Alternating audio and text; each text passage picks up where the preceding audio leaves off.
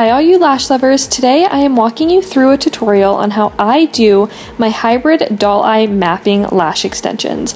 As you can see here, I am just mapping out the way that I want my extensions to be in length, and as you can see I started at the pupil of where my client's eye lies, and that is where I do the longest version. So here you can see that I am doing a 12 from in between those two arrows, and that will be my longest section, and that's what gives it that big round eye appearance. So here I am starting with my fans, and I will jump back and forth between fans and classics, and you will see that here in a few minutes.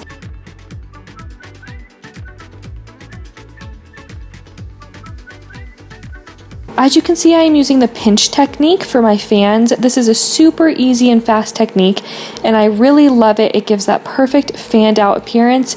It can take a little bit of time to learn, but once you learn it, you will never go back. Here you can see that I am just working from one side of the eye to the other. I do this because the glue is still drying, and so I don't want to work in the same area for too long so that I can have the glue dry and I don't get any stickies. So you can see I jump back and forth from right side to left side to in the middle, just making sure that I am not working too closely to the fan that I have previously placed. And you can see there that I am just wiping a little bit of excess adhesive off on the pad. I try not to do this too often as it's just wasting adhesive, but I would rather be safe than sorry and wipe off any adhesive rather than put too much on the client's eye. Now you can see I'm just going in with a bit wider of fans in the inner and outer corner so that they fill more space and they look more dense.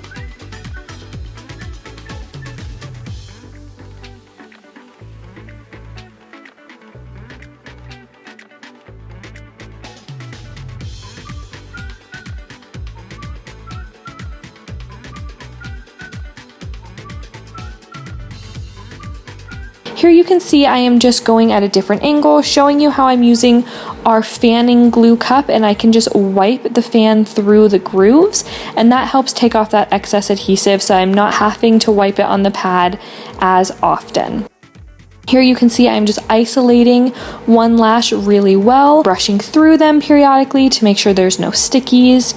And as you will see as I'm going through this set is I have two different ways of isolating. Here you can see I'm just pushing one of the lashes to the side. I am not opening up my tweezers, and this is a really good way if the lashes aren't sticking together, or you can open up your tweezers and actually isolate one fan in between the two tips. Completely up to you. I like to switch back and forth. And now I am using just a classic lash. So this is the second part of the hybrid set.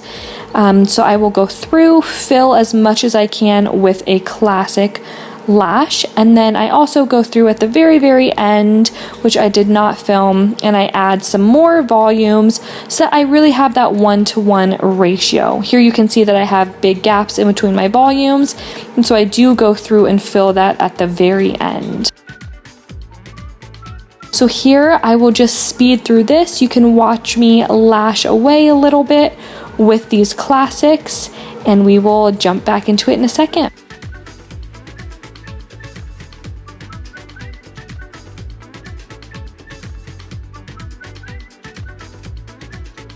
So here I am starting to get to the end of the classic lashes that I will place, and then again, like I said, I will go back through with some volumes just to fill in all of the empty gaps. So as you can see here, this is a very light and wispy hybrid set, and that is the great thing about hybrids is you can make them natural as well as dense. Thanks, lash lovers!